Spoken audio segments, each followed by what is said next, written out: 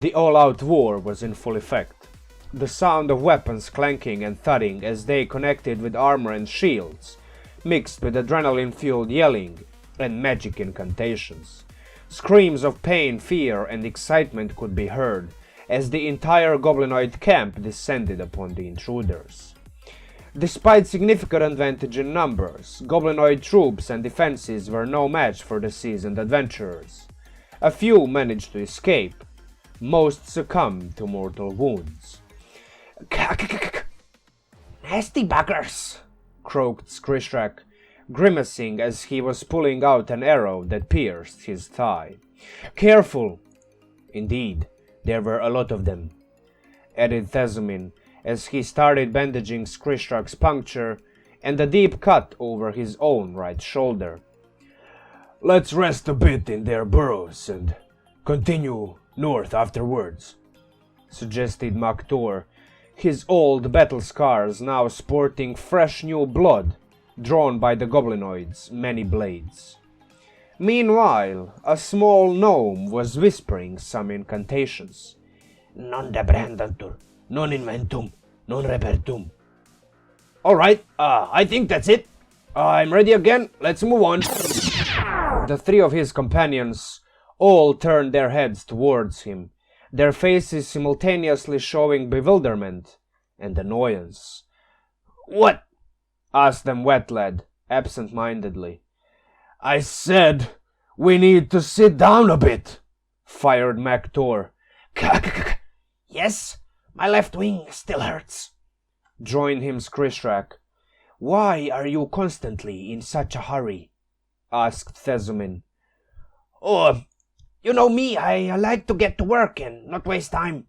Besides, it's not my fault you guys don't know how to magically protect and ward yourself from danger and get battle ready in 12 to 24 seconds, replied Wetlad, as he turned around and started lazily investigating the corpses of newly slain goblinoids, scavenging for anything of value while his companions screw around and take way too much time to get moving again. Alright everybody, Minox Munchkin back with another video, a new day, new video. I'm a bit behind the schedule.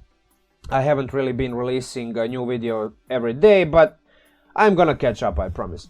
I still suffer a little bit from the cold, so I wasn't able to do the voice acting part as well as I wanted to, so Skrishrak and Wetlad probably sounded similar. That's just because I can't do better than this at this present time. And I don't think, like, I need some practice doing voices interchangeably. Yeah, it's kind of like a challenge doing them one by one in a quick succession. But anyway, that's about it. Hope you like it. If you do, consider liking, sharing, commenting, subscribing, hitting the bell button, all of that YouTube stuff. You know how it goes.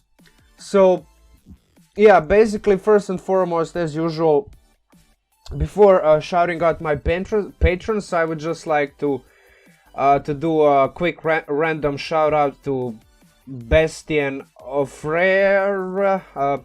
I probably butchered the name, sounds French, but yeah, whatever your name sounds, whoever you are, this image is actually pretty nice, and he seems to be available for work, so if you're interested, I don't know, like, go to his page and, I don't know, pin it, share it, tweet it, whatever. Yeah, this looks pretty nice, pretty dope. And he has some other images. I just found them randomly on the internet, so yeah, this is like a Warforged, stuff like that. Anyway, yeah, let's not waste any more time. Patron shoutouts, Mike, Matthew, Ewing, Larry Hocken, BardlyManHardlyTrying, Rogor, SuburbanHell, Frank Fan, Albert Kwak, Aidan Harth, Darth Xín, Gary Course, Matthew Collins, Brad Oldham, Jared Henderson, Kaleron, C Alcazar, Will Ketterer, Zachary Bradley, Rich Milian, Jeremy Helton, Bredwin, Ya Boy Fox, Bryan Moten, Sean, Cory Williams, Pell, Mannozzi Stefano, Adekoya, CI6658, Zeb McCubbin, Nathan James, Troy Kell, Spiffy, PrimalBassBoost. Thank you all, old and new patrons. Thank you for supporting me. Without you, I probably wouldn't even embark on this challenge. despite this challenge being absolutely necessary for this channel at this present time, considering how few videos there are on it. But yeah, anyway, I don't wanna go too much deeper into it. I just like quickly, if you're interested, you might go and check out my Patreon page. You can get these files that I use in this video, in all previous videos, and all future videos, and it's only like $10 per month. So considering how many new videos I'm gonna be releasing in the next 45-ish days, I'd say it's pretty worth it, at least in the next 1 or 2 months. So yeah, consider doing that. With that said, let's quickly jump into the quick overview of the video. Basically, the idea behind the build is pretty simple. The point buy that you do is pretty much straightforward with the Deep Gnome. So 16 in dexterity, 16 in intelligence. This is a wizard character, leftover stuff leave in constitution as your third ability, and then some leftover in wisdom. I don't think you need strength or charisma. If you feel like it, I don't know, you might decrease dex and put it maybe in charisma or strength. But if I was you, I would pretty much min-max this build as I usually do with these characters. So yeah, 16 in dexterity will pretty much help you early on with AC and stuff like that.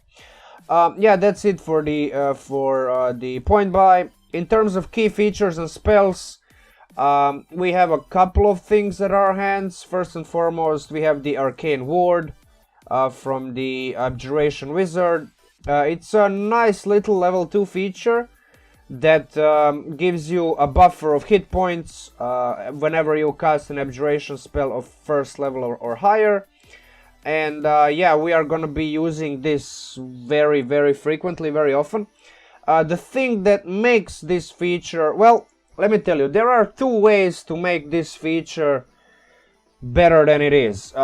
For example, it's good on its own, but it still requires you to spend resources to use it, right? And then after you waste the hit points that it gives you, it takes more spell slots to use it. Well, what if you could cast spells at will, spells of first level or higher, without wasting a slot?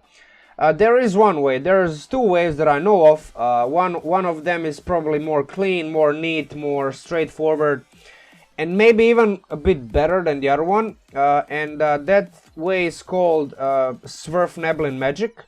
It's a particular feat. Let me reload it. There's a bit of a weird thingy going on with it. But yeah, anyway. It's basically a Deep Gnome specific feat that gives you the ability to cast non-detection on yourself at will. Non-detection, as you can see, is an Abjuration spell, and if we go back to Arcane Ward, you get every time you cast, first and foremost, if you cast any Abjuration spell, you get these hit points, but once those hit points dwindle down to 0, in order to replenish them, to get them up to full, you have to cast Abjuration spells again. Well, as I said, that takes it takes wasting slots. It you have to spend spell slots in order to get that ward up and to full hit points. With this feat, it's pretty much straightforward. You can cast non-detection at will. It's an Abjuration spell. Every time you cast it, you get, I believe, 6 hit points of your ward back. Yeah, whenever you cast blah blah, the ward regains a number of hit points equal to twice the level of the spell. The level of the spell is 3, so that means every time you cast non-detection, it's 6 hit points back to your Arcane Ward. And that's basically the basic idea behind the build. Yeah, there are these other higher level features. For example, improved Abjuration is really good on its own. It works very well with counterspell and dispel magic. Spell resistance is sick. It's absolutely bonkers how good this feature is. But it's a 14th level feature. It takes quite a bit to get to it. And in order for this character to work, as advertised, all you need is to hit a 4th level wizard. when you get your first ability score improvement. Instead of bumping up your ability scores, you can take a feat, of course, if your DM allows it. To my knowledge, most tables allow feats, and in this instance you take Svirfneblin magic, because you are a Svirfneblin, you are a Deep Gnome, and yeah, your Arcane Ward can be pretty much at full hit points at any time. And even if you think about it, like when you start getting hurt, in the middle of the combat, like you are surrounded by enemies, and you're level 4 wizard, like in order to effectively heal yourself, all you need to do is just like start casting non-detection, right? And it's gonna continuously heal your Arcane Ward for 6 hit points, 6 hit points, 6 hit points, 6 hit points. So unless you are literally taking like 10, 15, 20 attacks per round, which is, I don't think anybody can survive that for any amount of time, even barbarians. You are able to tank quite a bit of damage due to the fact that you're effectively healing yourself for 6 hit points, right? Because level 3, double the level of the spell, and every time you cast it, it's you get back 6 hit points back to your Arcane Ward, so it's pretty good. For low level, kind of like self-healing. You don't really even have to rely on Cleric to keep you up. You can pretty much keep yourself up at very, very nice, good pace, right? So you have your own hit points, you have the hit points of Arcane Ward. It's pretty neat. And yeah, so basically that's it. The synergy between Arcane Ward and Svirfneblin magic preserves spell slots, doesn't require you to waste level 1 or higher slots to get your Arcane Ward back to full hit points, and obviously replenishes it to full hit points on demand between battles. But even if you think like in the middle of the combat, you can go ahead and like, if it's absolutely necessary for you to stay like, for you to preserve as much hit points as required, as needed, you can start casting non-detection on yourself, and in that way just healing yourself for 6, healing your Arcane Ward for 6 hit points.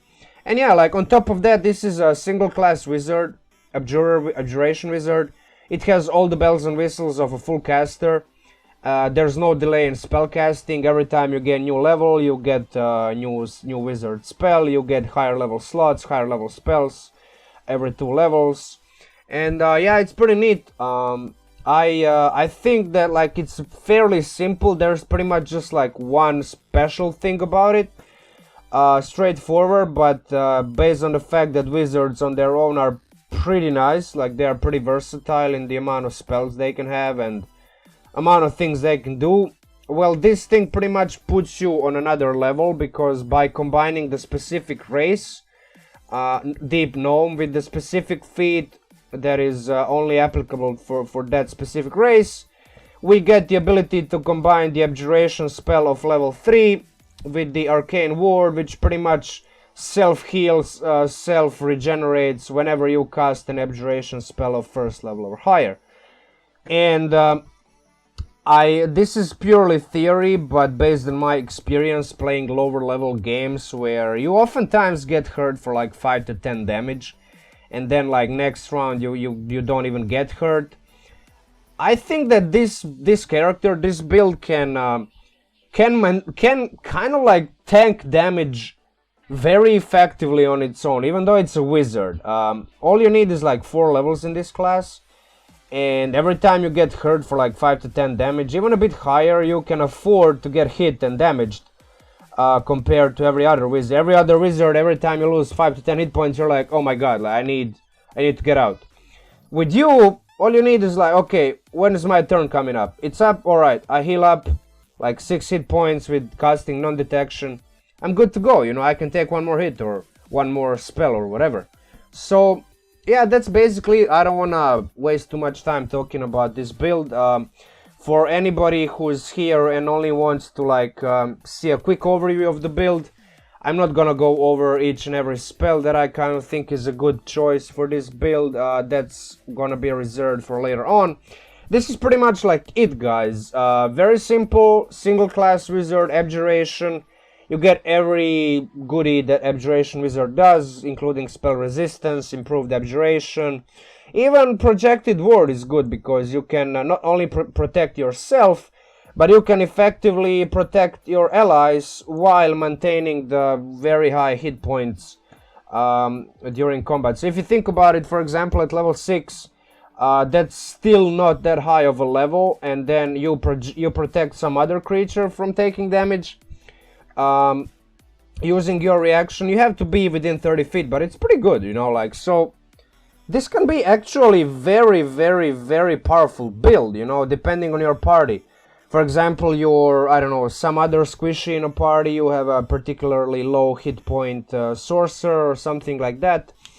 Yeah, basically you take this combination of race and class and combine it with the feat, and you can protect that ally using Projected Ward. It's like very low level feature, level 6, it's not that high. So yeah, I think like if you just want to play something simple but at the same time complicated enough that you have your choices, like what type of spell to choose, you know, whatever. I think this is a very good thing to try, right? I've never actually played this character, but I mean, just based on my experience playing other characters at low levels and a bit higher levels, I think the combination, again, between the Svirfneblin Magic Feat and Arcane Ward is pretty neat. Also, don't forget, like, you have these other spells, which are, every time you get new spells, even if you can only cast them once per long rest, it's you know, it's a good thing. You have more versatility, even more than an ordinary wizard. So yeah, like 17 minutes in, I think that's it. That's enough for this short overview. Like, share, comment, subscribe, hit the bell button. You know the drill. Not your first time probably watching my video, probably not your first time watching any YouTube videos, so you know how it goes. If you would like to gain access to this file and maybe this PDF, which is pretty much bare bones, but hey, it's a starting ground for you. Might as well go and check out my Patreon page. Again, it's a low monthly investment, and you can grab everything I've released so far. There's a bunch of posts in there with my old builds, old characters, old file notes and analysis. So yeah, go check that out if you're interested. And with that said, for anybody who's kind of new to the D&D 5th edition or never played the wizard, doesn't really even know doesn't really, you know the spells and features and whatnot, stick around for like another, I don't know, 20, 30, 40, 50 minutes. You know me, I speak forever. So I'm gonna try to be brief. I'm not gonna try to actually make it an hour-long video, but I mean, in all honesty, it's probably gonna end up an hour-long video. So yeah, if you have some patience and you want to know more and like shed some of my own thoughts about it, stick around. So I've already kind of gone over the Deep Gnome. There's nothing really special about this thing other than, yeah, it has like 120 feet dark vision. That's really cool. That's like double than more other races have. You have this really cool thing, which is you have advantage on mental saves against magic. So this is not only spells, this is any type of magic. So while this doesn't protect you against like fireballs and other spells that affect your dexterity, constitution or strength saving throws, this is really good thing to have, because most mental type of magic is kind of like it's not, yeah, it deals damage oftentimes, but more often than not it kind of like affects you in a way. It affects your action economy, affects your, like, places debuffs, bad conditions on you, paralyzes, incapacitates. So yeah, this is a very good thing to have. Obviously you have 3 languages, so that's also a good thing to have. This is somewhat useless to you, because you won't really have proficiency in stealth, but hey, like with +3 to stealth from level 1 up to level 20, advantage +3, like you have better odds of rolling higher if you want to hide in rocky terrain. And if you're playing in like Underdark campaign, such as Out of the Abyss, or some other type of setting which involves some kind of like under terrain, under the surface terrain, below surface, yeah, this is, or just some rocky terrain in mountains or hills, this is a really good feature. But obviously, yeah, that's it about the gnome. Obviously, we do want both intelligence and dexterity. Dexterity helps with armor class, something which helps with any low-level character and even higher levels. And intelligence, obviously, wizard is an intelligence-based caster, so yeah, +2 to intelligence is a very, very good thing to have. Background, I would say, I mean, just based on skills, I would go for insight and perception, just because I personally like having perception in these two, having proficiency in these two. Perception is definitely one of those skills that gets used the most. You don't really have to go for insight, but based on these options that give perception, as you can see, I filtered out perception, and these are the official backgrounds. So there's not a lot of choice. You could take smuggler, maybe, you know, it would kind of make sense. Because like you are, there's a bit of like a lore behind Deep Gnomes. They are constantly like on the run. They are trying to hide from the evil drow who are trying to enslave them, and that's part of the reason why you have this trait, the advantage on dexterity. So kind of like, yeah, smuggler could make sense, but like if you ask me, insight and perception is probably the best odds for you, because like both of those skills get used very often, and stealth is very situational, even though it gets used pretty often as well. But yeah, that's basically what it is, and I think both of these backgrounds can be incorporated easily into pretty much any setting or story. So talk to your DM, see what's more interesting to play, see what makes more sense for your character, for this particular race or class or whatever. So yeah, that's it in terms of that. Feats, I've already kind of briefly touched upon Svirfneblin magic, so I'm not gonna go over it again. I pretty much know what, you know my thoughts. I think I repeated myself already like 3 or 4 times in this video. So yeah, basically the other feat that I would say is necessary is resilient. Why? Because it gives you increase in chosen ability score by 1, and you gain proficiency in saving throws using the chosen ability.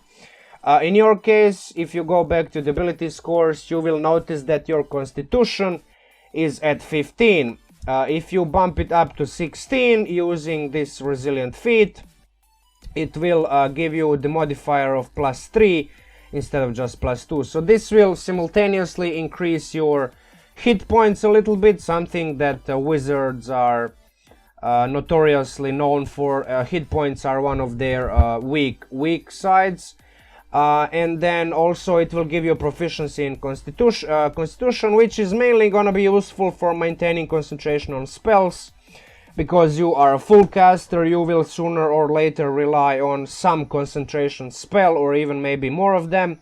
So having proficiency in constitution, which comes into play every time you have to make a concentration saving throw, yeah, that's pretty much a must.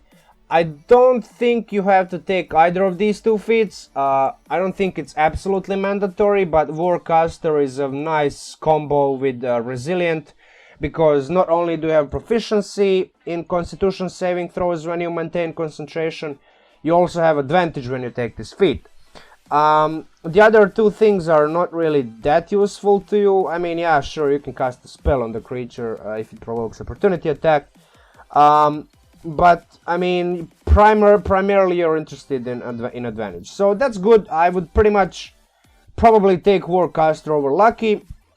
Primarily, additionally, because of the Gnome Cunning and spell resistance significantly improve your odds on most other saving throws. But Lucky is always useful against, let's say, mundane traps. So mundane traps also invoke saving throws, but that's not magic, it's mundane, it's just like physical stuff. And also maybe enemies missing their attacks against you. Don't forget, Lucky feat helps you, like gives you an option of giving an enemy a lower roll on a d20. For example, you roll a d20 and like you roll nat 1, you give it to the enemy, it's like it's automatic miss on the attack roll, and maybe that's all you need. So yeah, I don't think you will fail with either of these two feats. I don't think you should take both of them, because as an Abjuration wizard, not maxing your intelligence I think is a capital sin. So yeah, that's pretty much it. In terms of wizard as a class, like it's a d6 hit die, one of the lowest, basically the lowest. Limited weapons, intelligence and wisdom saving throws. Wisdom is really good. It comes up very often. Intelligence, not so much. Depends on what the DM throws at you. If the DM constantly throws illithids, mind flayers, then intelligence saving throw is gonna be amazing. But yeah, you get 2 skills, very limited skill selection, but hey, better something than nothing. And some starting equipment. And obviously that's it. Arcane recovery, a level 1 feature which you can use obviously once a day. It's always good to have more spell slots. Spell casting, pretty straightforward. You are learning and preparing spells in your spell book. You have ritual casting, you are a full caster, you're intelligence based. You have your focus, which can be an orb, I don't know, staff or whatever you choose. Pretty much the same thing. And yeah, basically, again, Arcane Ward, the feature which we are most interested in, the reason why we took Deep Gnome and why we took Svirfneblin Magic Feet, is because at low levels, starting from level 4, which is not that high anyway, you have this buffer of hit points, which is pretty much always up, right? Every time you finish combat, all you need, starting from level 4, is just like spend 6 to 12, maybe 18 seconds, cast non-detection 2 or 3 times, and your Arcane Ward is up to full hit points. So, yeah, I mean, and also this is a very, very nice thing to have. Like, you can kind of afford to not constantly ask for barbarians, fighters, and clerics to protect you at low levels. You can kind of like, you know, take care of yourself. And also that makes kind of thematic sense in terms of like gnomes, because deep gnomes, again, as their lore suggests, they're kind of like, you know, they try to hide from the dangers of Underdark. So kind of makes sense that you are self-reliant, right? So yeah, that's it. 5 ability scoring improvements. This is just enough to take the 3 feats. So 1, 2, 3, and then you have 2 left to max out your intelligence. So basically, you start out at 16 intelligence, and you would max it out at 20, right? So yeah, that's pretty much like all you need. At level 10, you get improved Abjuration. Abjuration Wizard is pretty much... Oh, I did skip the projected ward, but I kind of like briefly touched upon it. There's nothing much to it other than, you know, there being the option of not only being able to protect yourself, but also protect your allies. So I'd say it's a pretty good feature. Not as potent as protecting yourself, because most everybody else pretty much has some kind of ways of mitigating damage. You have to pretty much protect yourself first and foremost, and then everybody else comes in play. But hey, I mean, if you're in the back 100 feet away and your barbarian is getting absolutely pummeled, and you are absolutely certain that your Arcane Ward can protect it, at least for 1 round, before it inevitably goes down, it's better to do that and allow that barbarian to have at least 1 more round of you know, dishing out some damage before it goes to 0.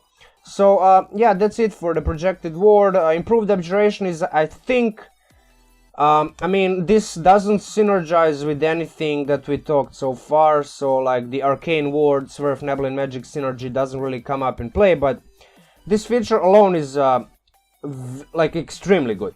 Abjuration Wizard is pretty much the only subclass in the game that gets to add its full proficiency bonus to ability checks when you cast counterspell or dispel magic, with 20 intelligence, which gives you +5, and maximum proficiency bonus, which becomes +6 at level 17 of your character.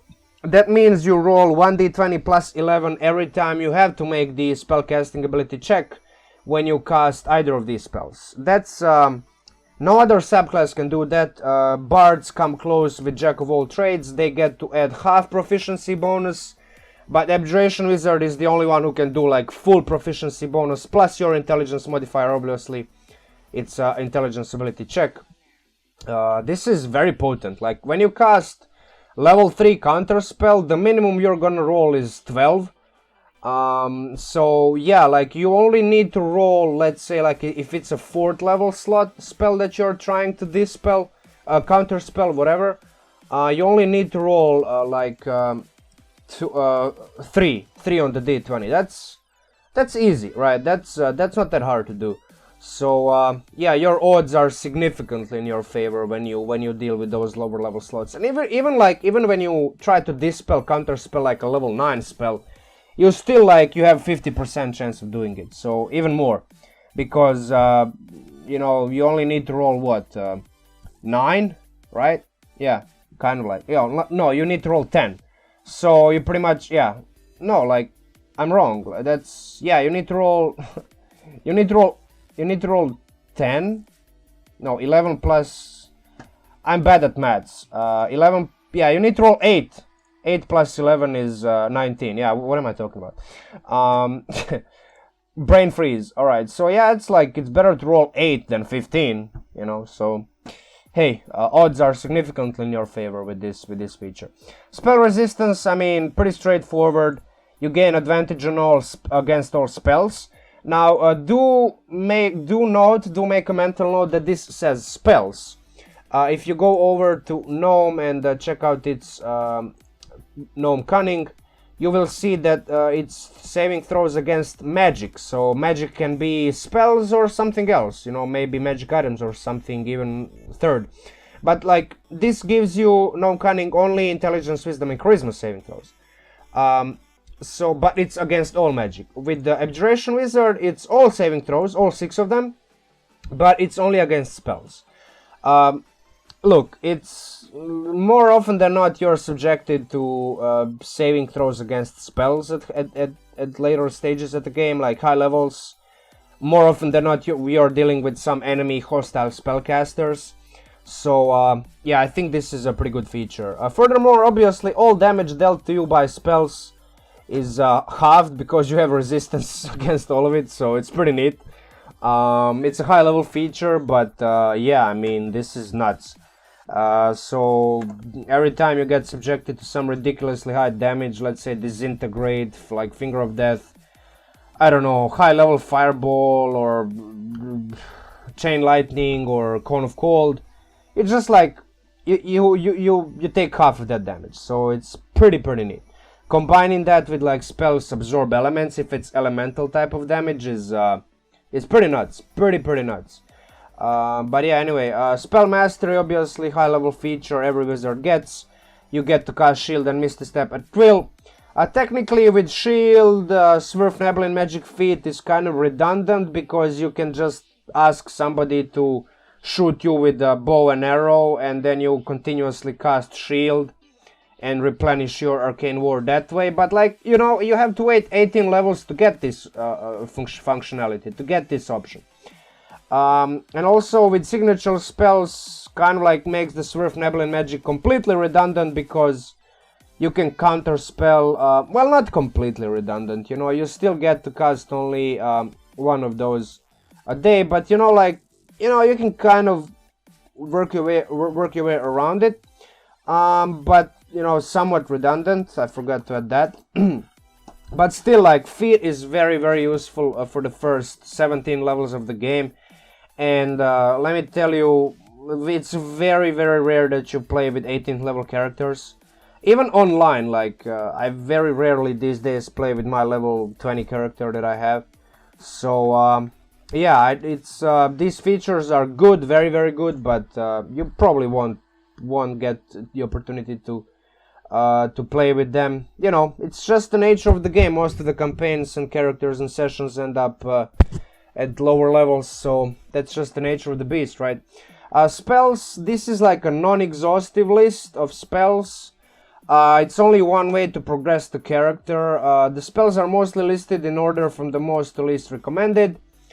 Based on my own opinions, experiences, the spell selection vastly depends on the type of setting your character is in, type of world, type of campaign, what your DM prefers in terms of like combat, maybe more combat, maybe less exploration, maybe more exploration, less combat, Maybe it's just social encounters, intrigue, mystique, you know. It's yeah, the spell selection will get influenced vastly by factors like those, and I don't know those variables, those factors. So you know, talk to your DM, get a hang, like put the finger on a pulse and try to figure out what you need the most. So this list is, I'm not gonna lie, like largely a copy paste from my previous video, because there's only so many good wizard spells, and if you go to my channel, you will see a video that I released recently. It's about Blade Singer, so it's another wizard type of, you know, subclass, and most of the spells in this list are kind of like on the list in this video. So I'm not gonna waste too much time on each and every one of these spells. I'm just gonna say that I do prefer having Chill Touch whenever I can. Especially at higher levels. Your cantrips, yeah, I mean, you can deal damage, but if you don't have at least some type of combat utility cantrip, which I consider Chill Touch one of, it's kind of like, what are you doing, you know? Damage is not that important, especially as a wizard. You're never gonna be able to do like single target DPR anyway, especially with Abjuration Wizard. That's not your specialty. But yeah, Chill Touch is good. Minor Illusion, Mage Hand is in hands of like creative, out of the box thinkers players. I think these two cantrips are really good. Prestidigitation, I mean, there's a lot of neat little tricks that you can do with it. Why am I typing trick instead of Presti? There we go. Yeah, I mean, it's very good to like clean yourself, put up a campfire, or like, I don't know, do like little tricks and you know, confuse kids on the streets. So yeah, Control Flames, Shape Water, let me see, so Wizard cantrips, there we go. Yeah, I mean, all of these spells, they're kind of like elemental control spells, I would say, are good. Depends on the type of campaign, obviously. If you're playing underwater or like pirate campaign, Shape Water is probably going to be useful more often than not. If you're not even touching the sea, go for Mold Earth or maybe even Gust. And Control Flames is always useful because, you know, oftentimes you have to deal with fire or flames or some kind of blazing danger or hazard. So, yeah, I mean, this might come up. So, yeah, that's it for the cantrips. In terms of first level spells, obviously, you are taking the stuff that's kind of like a trifecta of spells for low-level mages, low-level wizards. Mage armor, first and foremost. 13 plus your dexterity means that you will have 16 AC right off the bat. Unfortunately, your AC is gonna remain 16 for the remainder of your career, but, you know, at later stages of the game, the higher level that you get, you don't really even have to rely on your armor class anymore. You get spells and toys that you can use to prevent the monster from even contesting your AC, right? So, yeah, there's that. Shield and Absorb Elements, I always tout these two spells.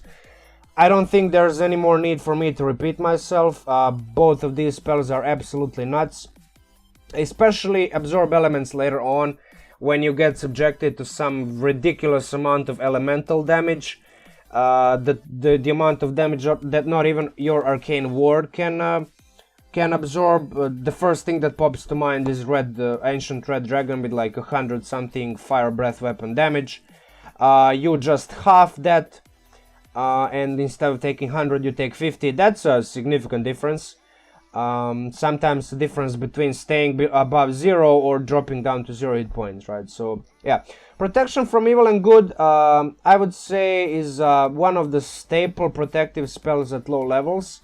It is a concentration spells. It doesn't come up very often, somewhat situational, but a lot of monsters that you're gonna be dealing with, even at low levels, are gonna be one of these types. At lower levels, I would say Undead, Fiends, maybe Fae.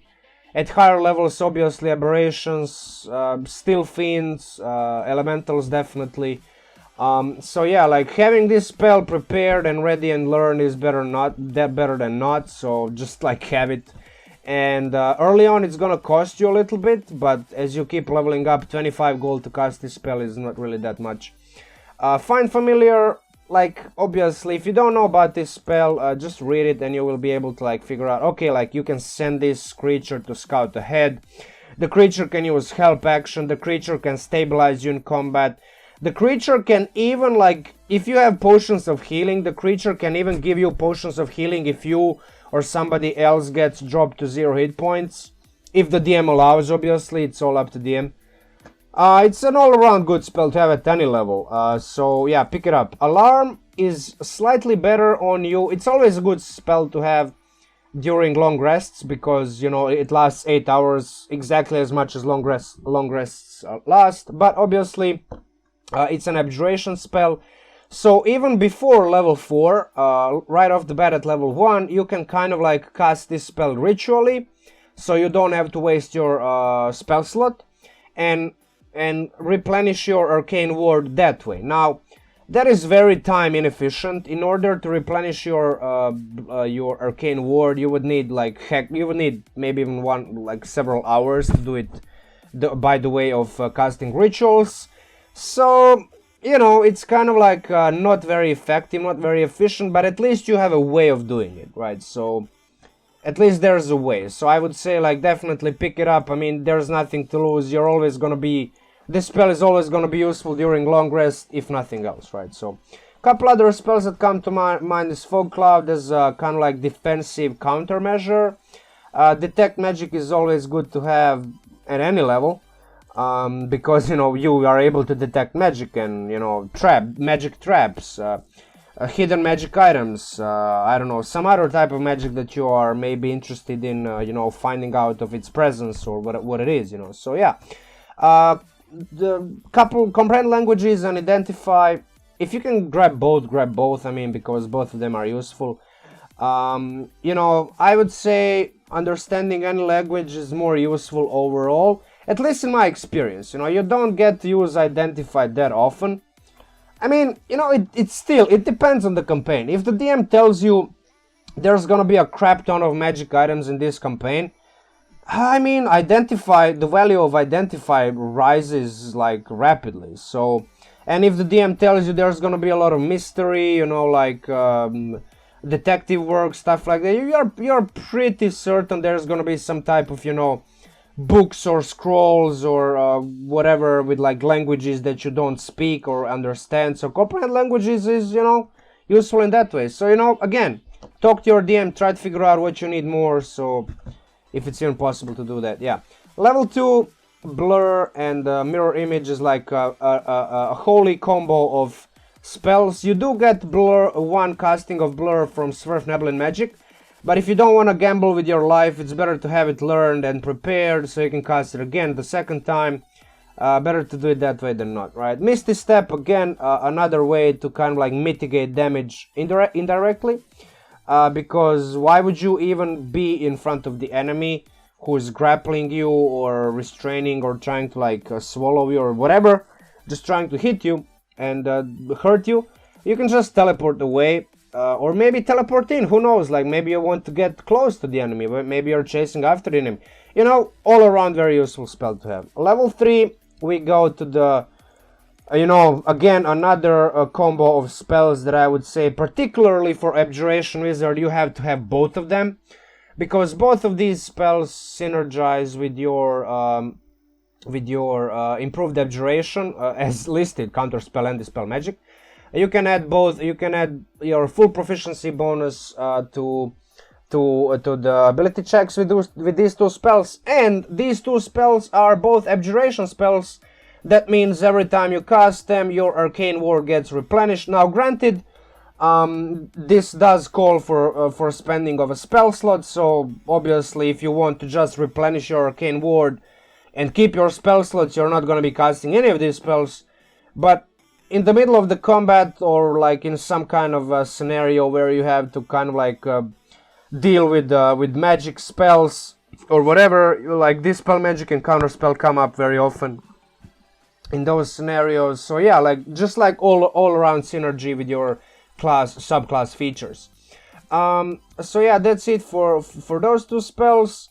Leomon's Tiny Hut, I mean, this is one of the best utility spells in the game. Once you get this, like, you don't even care about sleeping out in the open, in the wilderness, in dangerous areas, you just pop this spell. It's an 8-hour long spell. It pretty much protects you from the majority of dangers out there in the wild. It's not a be-all end-all protection, but it's kind of like weird that it's an evocation spell. I think it's like, if there's an abjuration spell in the game, it should be this, but hey, it's just my opinion. Schools of magic are kind of weird, but that's a topic for another video. So yeah, that's it for that spell. Blink, do you get this spell from Svirfneblin, or is it just Blur? Svirfneblin magic, let's check. Yeah, it's only Blur, but regardless, like, Blink is very, very good, is because, you know, for the first couple of levels you have to rely on your mirror image, blur, whatever, you know, not to get hit, protection from evil and good, shield. But when you get Blink and when you cast it, it's not concentration, so it lasts for a minute. You can combine it with blur, mirror image. It does take quite a while to get all of these protection like spells up, and yeah, I mean, it makes sense that this is not an abjuration spell, but it would be cool if it was. Yeah, you can't even get hit if you're not there. Now, look, if you roll below 11, so it only works if you roll 11 or higher. It kind of like zaps you out of material plane, puts you in another plane of existence, so you don't even exist for the brief moment, right? And then, like, yeah, basically, even if you roll below 11, Arcane Ward comes into as a savior, because not only do you have this up and this up, like all of the mirror images, blurs and shields and whatnot, mage armor. Now you have Arcane Ward as an additional protection like layer, the buffer of hit points, that if you absolutely roll trash and the enemy rolls just like crits all over the place and deals a crap ton of damage to you, at least you have your Arcane Ward that can absorb some of that damage. So yeah, it's you know, these spells come up, you know, these spells and features kind of like complement each other. So, you know, when one spell fails, the feature comes up. When the feature is not sufficient, the spell picks up. It's a very, very nice little, like, very balanced approach to how to protect yourself and be useful. So yeah, in terms of buffing spells, either of these two works. Haste is more combat oriented. Fly can be useful, more useful out of combat. Whatever you pick, it's just like whatever your group needs more. So yeah, Hypnotic Pattern, like one of those control spells that pretty much incapacitates, like it even says in the spell, it incapacitates the enemies who fail the saving throw. The caveat to this spell is, like, if the creature is immune to charm condition, it's like it doesn't even get affected. But I mean, more often than not, the creature is not gonna be immune, and when it's not, it's like it's not even that high of a level of a spell. It's a 3rd level spell, and yeah, like, why even fight all the enemies at once? Why not just like put half of them or whatever amount of them? You know, stay over there and wait until we deal with your buddies, and then once you deal with their buddies, you know, you can end up their nice little trip into the realm of twisting patterns of colors and trippy things, waves, whatever, and you know, make reality checks, smack them for like 1,000,000 damage, and kill them that way. So yeah, finally, obviously, like, how can you be a wizard and not have at least one of these two spells? I mean, look, it's not necessary that you have these spells, but goddamn, like, sometimes you just need them. Sometimes you just need to incinerate some motherfuckers, and yeah, it's better to have at least one of these spells than none when you need them. So that's kind of a recurring theme with my explanations, like, it's better to have this spell. I mean, yeah, I mean, these spells, the reason why they are on the list is because they're useful, you know, like, not every spell is for every situation, but most of these spells are very useful in a vast amount of situations, so that's why I recommend them. Level 4, Banishment, again, very, very useful spell when dealing with tough enemies. Just send a few of them on cooldown. When you upcast it, you can target more enemies. The save or suck mechanic is, well, it sucks, but it's the ability to upcast and target as much as 6 creatures, 6 targets. Yeah, makes this an evergreen choice. That pretty much, like, this spell scales with your levels. The higher the more the higher level slots that you get, the more creatures that you can target, and obviously, yeah. Also, not to mention, this is, yeah, I don't know why I put this up. I probably copy-pasted it, and this is, oh yeah, it actually is. Yeah, Banishment is an Abjuration spell, right? Yeah, it is. Okay, so it's all is fine and dandy. Yeah, what am I talking about? So it's an Abjuration spell. Again, another way to synergize with your Arcane War. Pretty neat. You get hurt in combat, you cast Banishment, you replenish yourself. So double the benefit. You send the creature, to a little bit of a timeout, and you replenish some of your own. You kind of like heal yourself. Let's go for 4th level. Yeah, it's already up. Greater Invisibility. I mean, it's a combat buff. It's countered by a lot of special senses, but it's a reasonably low level spell that you kind of pick it up as a backup option if all other spells fail. So yeah, I would say Otiluk's Resilient Sphere is also, it can be kind of like used offensively, defensively, depending on how you look at it. It's you know, you can it can buy you time to cast all of your non-concentration buff spells, and even if it gets dispelled or disintegrated, you can just you know, you can kind of like force your enemy to waste their own turn, just like dealing with your own spells, and then it's like, even then it's an even trade. It's a good trade. So yeah, I think like this spell, if you don't have it, it's just like you're losing out on a very, very good spell, like overall to have. Dimension Door, a better way to teleport yourself, obviously, is not just like Misty Step 30 feet, but you can like, what's the range? I think is 300 feet or something. 500 feet. Yeah, it's a very, very big range. So yeah, maybe you need to get outside of the danger, maybe you want to get closer to the danger. Whatever you need with this spell is pretty good, so pick it up. Polymorph, I mean, another very good 4th level spell. Turn yourself or your party member into a T-Rex. So yeah, like increase the threat level of yourself or your party member. Or, you know, you just turn your enemy into a whale, and then, like, you know, the whale doesn't pretty much have any movement speed on land, you can only swim. Or just turn it into a snail. Or just burn one of your enemy's legendary resistances. So yeah, at higher levels. It's a decently low level spell that at higher levels, it kind of like, yeah, you know, I mean, just you cast it. So I would still say Banishment is better, but you know, depends on what you want to do. So sometimes buffing your allies is better than trying to debuff your enemies. So yeah, there's that. Level 5 spells, Wall of Force, first and foremost, probably one of the most broken, if not the most broken spell in 5th edition. It's legitimately more powerful than a 6th level spell called Globe of Invulnerability. I'm not gonna go too much into it, that's a topic for another video. I'm probably gonna make a video ranting about X most bullshit spells in 5th edition Dungeons and Dragons.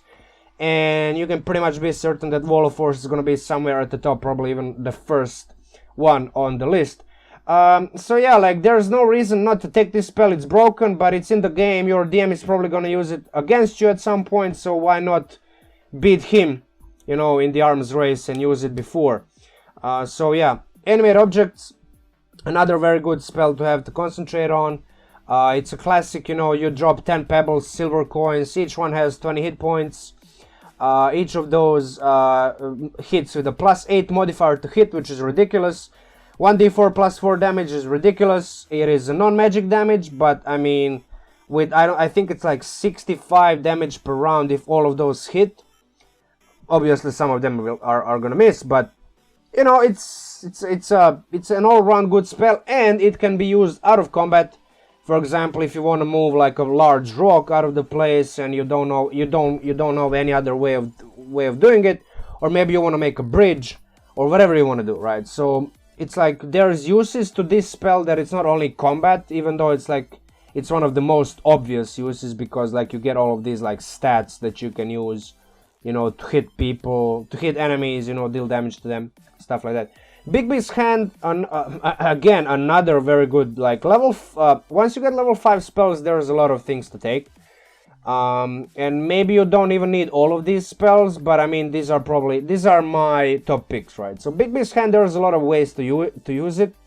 there are like 4 or 5, yeah, so 1, 2, yeah, 4 modes of usage. You can deal damage, you can kind of like protect yourself, you can grab a creature, whatever, yeah, whatever you need to do. There's like, this spell is versatile in the manner that it can, you know, be more offensively used, be more defensively used, and yeah, it's very nice in that regard. And it's also hilarious. It's a big ass fist that's smacking enemies on the battlefield.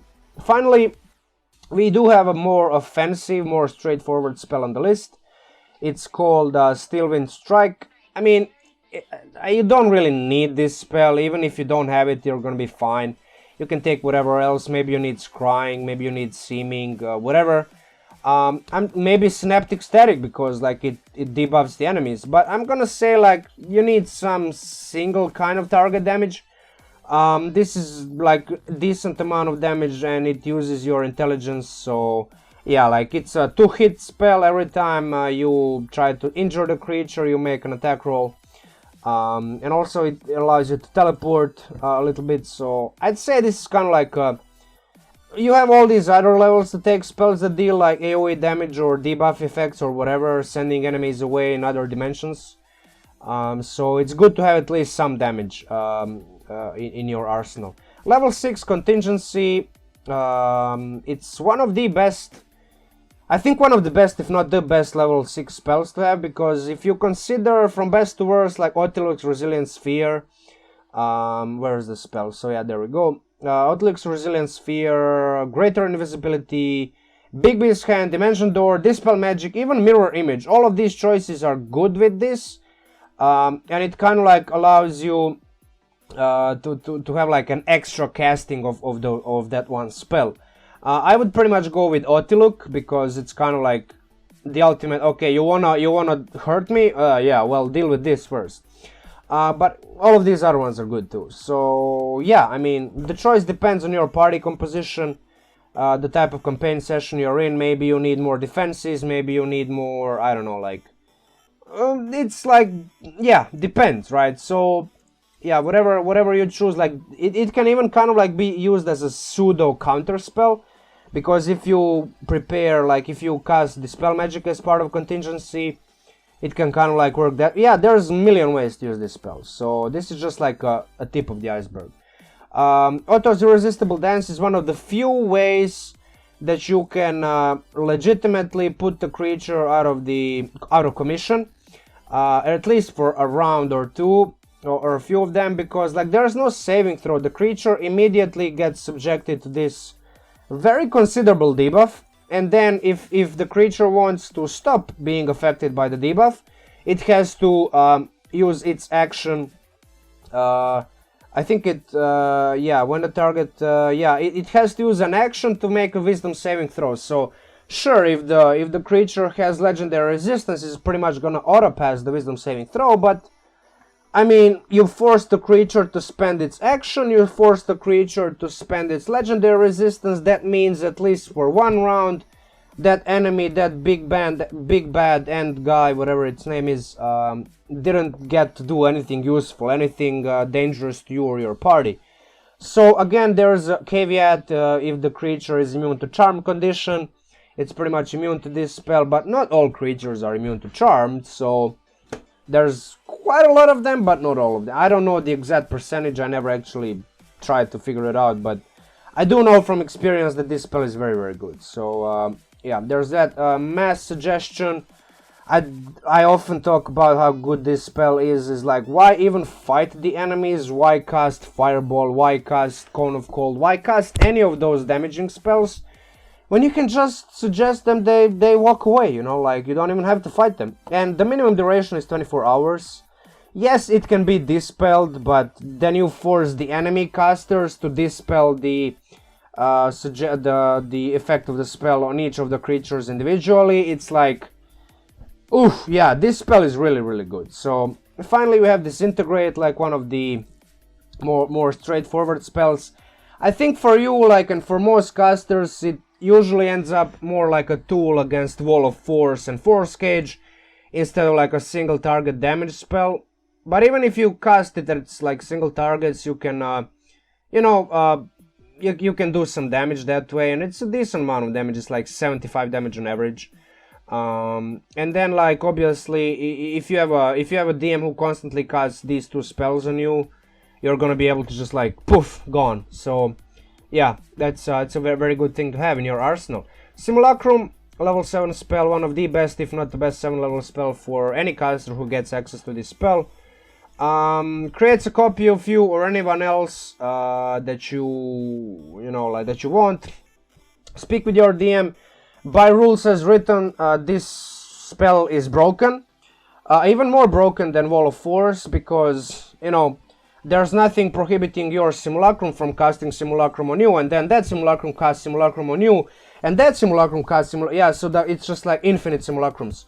Most DMs just stop it by saying either Simulacrum cannot cast Simulacrum, or you can only have one Simulacrum active at any present time, regardless of who casts Simulacrum, you or your Simulacrum. So a lot of Simulacrums were said in this description. So yeah, it's expensive, but even at level 7, due to the fact that it's expensive, it's still worth it. You should have at least like 1.5k gold to make a copy of yourself, and when there's like 2 versions of you, even though those versions are kind of, you know, that second version of you is a bit weaker, hey, I mean, it's still good to have like double the you or double anybody else in the party. So yeah, Force Cage, similar to Wall of Force, but better in a way that it doesn't require concentration. So, you know, you cast it and then you concentrate on something else. It's pretty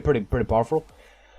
Symbol, I mean, this spell is more like a DM spell, big bad end guy spell, because it requires a lot of careful setup, preparation to make it fully effective. But let's say you pick up a spell like Demiplane, and then you make it useful that way. You know, there's ways to make this spell work, even it's, you kind of like have to go through a couple of hoops. So yeah, basically Demiplane combined with the symbol can be kind of used, you know, even though with all of the symbols limitations and stuff like that, it's kind of like it's kind of a pain in the ass to do it, but hey, it's possible at least.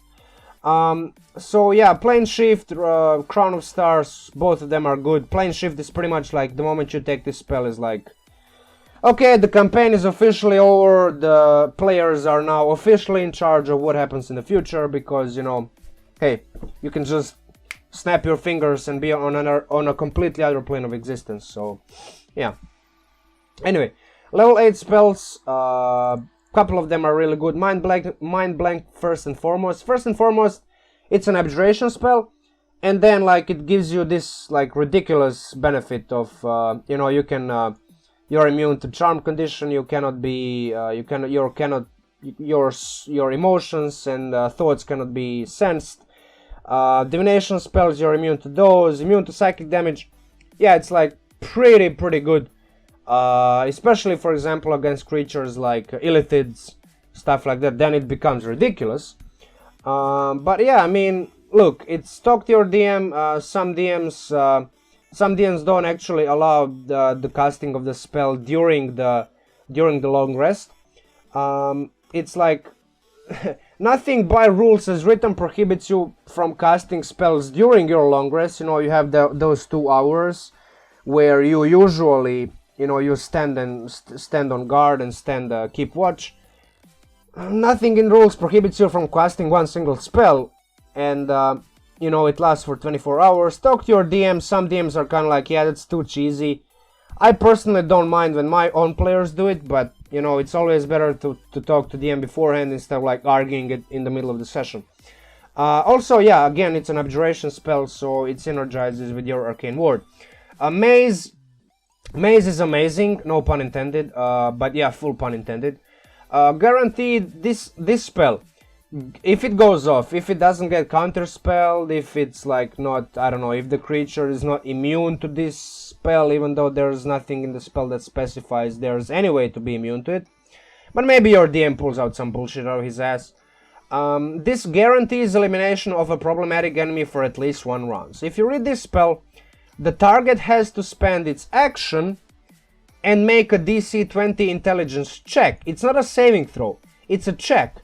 So no creature is proficient in intelligence checks. Yes, the creature might be proficient in like history, which is a intelligence based skill, but intelligence as an ability, nobody, not even you, like nobody is proficient in intelligence checks. So yeah, it's like automatically that creature has lower odds of succeeding on the roll. And obviously, even if the creature has like some ridiculous bonus to intelligence, it's like pretty much gonna be like up to 5, maybe 7. And the DC 20 is a very, very high number. And, you know, it's an 8 level spell, so what do you expect? So, yeah, I think, like, if you don't have this spell in your arsenal, you're completely missing out. So, just pick it up. I don't think you will be sorry to have it. Illusory Dragon, if you need some good old damage, it's really good. It competes with Crown of Stars if you picked it up earlier. For bonus action, but yeah, it strictly deals more damage to, like, it's a cone, so it can target more creatures. You can deal more damage that way. You can actually deal a lot more damage for just like one higher slot level compared to Crown of Stars. So yeah, it's I'd consider it very, very good.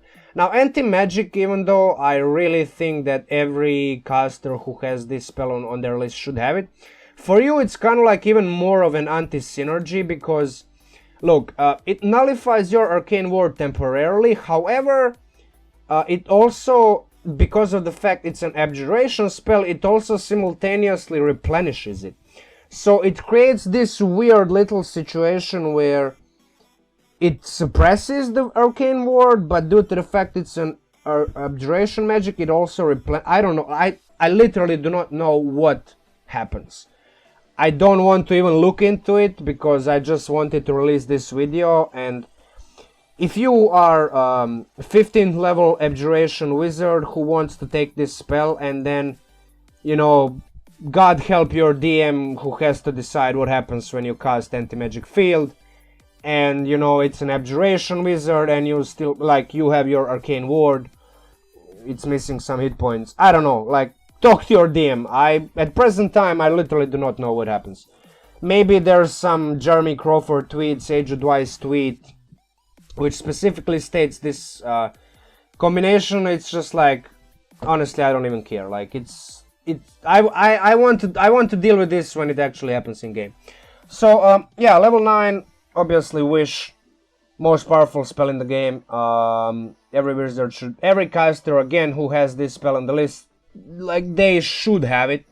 Simply a must have. You cast lower level spells with it. It's pretty much like the people usually talk about the effects, these other effects. I think like Wish is the best use to casting lower level spells such as Simulacrum, Symbol, maybe even Find Greater Steed, and even as low as Glyph of Warding. It's just like, you know, it's one action. You don't have to waste millions of gold, thousands of gold casting these spells. And yeah, like, it doesn't take too much time. It's just one action. So as long as you can do these other things, it involves some kind of risk. And, you know, I just think that why am I still okay, that's weird. All right, there we go. Even though, like, you can do these other things and even some more, I just think that Wish is best used to cast lower level spells, and that's it. Invulnerability, one of the spells that I actually don't see that often played by level 17 wizards, and I don't really know why. I mean, it's pretty simple. You're immune to all damage. Yes, it can. The concentration can be broken other ways. Yes, it can be dispelled. But I mean, look, it's not like you cannot deal with Dispel magic on your own. Somebody casts Dispel magic, you counterspell it, and maybe there's another party member who can counterspell the enemy's counterspell. It's like, this spell is ridiculous. I recently used it against my players. One of my evil guy, one of my kind of like endgame bosses. It's not an endgame boss, but it's like a very high tier boss. Had this spell on himself, and it completely shut down encounter. They couldn't do anything. because, you know, they rely so much on damage and they couldn't deal any damage and they couldn't dispel this thing. They failed dispelling it. It's a level 9 spell, you know, you have to spend a level 9 slot or succeed on a DC 19 spellcasting ability check. So, yeah, I think this is a pretty good thing to have on you. And again, this is an Abjuration spell, so it has that synergy with Arcane Ward. Prismatic Ward, Prismatic Wall, I think is just like overall good spell to have. Because just like there's so many good things that this spell can result in, especially if you have another full caster in your party, and then you manage to combine it with spells like Force Cage or maybe even like Synaptic Static. If you combine this with like not Synaptic Static, Sickening Radiance, if some of your other party members can cast Sickening Radiance into the Prismatic Wall, oh boy, like it's it kills almost anything. Like if it doesn't kill it, 50d6 damage is gonna be a ridiculous amount of damage, and there's a potential to restrain, petrify, blind. You know, this is a nasty level 9 spell. And get this, this is the only spell in the game that's not affected by Anti-Magic Field. And I don't know. Yeah, there we go. An Anti-Magic Field has no effect on Prismatic Wall. This is the only spell. I don't know of any other official spell in 5th edition Dungeons and Dragons that is not affected by Anti-Magic Field. So this spell will work always, as long, you know, yeah, sure, it can be somewhat dispelled. One of the layers can be dispelled. It can be counterspelled during the casting of the spell, but yeah, like other than those two, there's like very little ways to deal with this spell. So take it up. It's an Abjuration spell. It's very good on its own, regardless of your subclass. So yeah, True Polymorph is like an always nasty spell to have. It strictly increases your own threat level, or maybe even the threat level of your party member, whoever you want to cast it on. So yeah, like you can, if you have enough time, and like you can make a lot of CR9 or lower creatures. Like if you have, let's say, a month worth of time, like every day you cast True Polymorph on an object, you can make like 30 CR9 allies. Now sure, the creature is friendly to you, you decide, you know, like the creature is friendly, the DM has the creature statistics. Look, you no longer control the creature when the spell becomes permanent, so after 1 hour you're no longer in control, but it might remain friendly depending on how you treat it. So this is one of those situations where, you know, like you have to kind of like work with the DM and say, you know, okay, I want to do this and this and this to persuade the creatures to stay on my side and fight with me, help me, heal me, whatever type of creature you want. There's like a lot of very good CR9 or lower creatures that you can make. And obviously, even if you just want to True Polymorph your party members, let's say there's 5 people in your party, so four your companions including you spend 4 days True Polymorphing everybody else, and then on the last day you True Polymorph yourself, and then you go and fight the end game boss. Everybody is like Ancient Brass Dragon, Pit Fiend, whatnot. It's like, yeah, but I mean, this spell is affected by Anti-Magic Field, so and also I think, yeah, this spell works, obviously, all of the other things, so be careful. You know, there's always a fix for any type of problem. I would say Shape Change is kind of like on a similar note. It doesn't have that many restrictions. It does restrict you to the forms you have seen, but like you can carry weapons. You have more things to do with this spell, but again, it's a concentration. It's not permanent as True Polymorph, so like there's pros and cons to these two spells.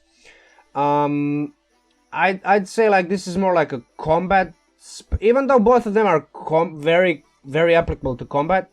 This strictly allows you to use more of the stat block. So yeah, like if you have space in your spellbook, if you have you know, if you just find this spell randomly on a scroll, if the DM just gives it to you, like take it. There's nothing to lose with it if you have it in your spellbook. Finally, Meteor Swarm. I mean, sometimes you just have to delete a few armies. It makes it more convenient for you. So yeah, it's a lot of damage. 20d6 fire, 20d6 bludgeoning. It's just like completely deletion of everything in in 1 mile range. There's like what, four meteors, 4 different points. Yeah, very big range, 40-foot radius range. It's a killer, right? So yeah, like that's it, guys. Straightforward single class progression that comes online at level 4, as we discussed previously. When you get your Svirfneblin magic feat, that's pretty much what this thing revolves around. Level by level spell choices. When you learn one level, like do you learn counter spell before dispel magic, or do you learn like dispel magic and counter spell and then wait for level 6 to learn Liumenstania? I mean, it depends. I'm not gonna go into what ifs. There's too many variables, as I said before. Depends on your DM, type of campaign, your party composition, type of world, type of setting, custom home rules maybe that the DM has in his game, all of those things. I don't know those factors. I'm not gonna even try to tell you what ifs, because the video is gonna last another 3 hours and it's already probably way too long. So yeah, use the list of the spells above as like a general guide. Make sure you do make adjustments based on the factors listed on the previous, mentioned in the previous sentence, right? These factors. So yeah, basically that's it. If you like the video, like the build, like the idea, it's a pretty simple idea, but I mean, if this never occurred to you, I'm not gonna say I found this. I mean, I pretty much kind of like googled around and like this idea popped to my mind, because other people figured out, oh yeah, there's like this neat little combo that you can do. So yeah, basically, you will learn from each other. That's how this hobby progresses, and that's how you progressively play better and better characters, something which I think is an integral part of the game. So yeah, if you like this particular build, make sure once again to go and check out my my Patreon page for like not even that much, $10 per month. You can gain access to not just this build and these notes, this file. You can gain access to all the previous notes and files and videos that I did. So I think it's a pretty sweet deal, again, particularly because of this challenge which I'm currently in the middle of, where I'm making one video, where I'm trying to make one video per day in the next 50-ish days. As you can see, I'm kind of like a little bit behind, but yeah, I'm gonna catch up soon, because I was a little bit under the weather. I had some cold, so yeah, I took my time to get better. And yeah, anyway, that's it for the video. Like, share, comment, subscribe, hit the bell button. You know the drill. It's probably not your first video, most likely not your first video on this channel. With that said, I don't think there's anything else you need to hear from me. Ask me any questions in the comments down below, as you usually do, if something is not clear to you, or if I made any mistake. Again, make sure you correct me in the comments down below. You do know, well, maybe you don't, but I do have the practice. If I make some significant mistake in the video and somebody corrects me, I usually pin those comments to the top for everybody else to see, so that so in order to prevent incorrect information from like proliferating around the community. And yeah, with that said, MinMax Munchkin out, and talk to you soon.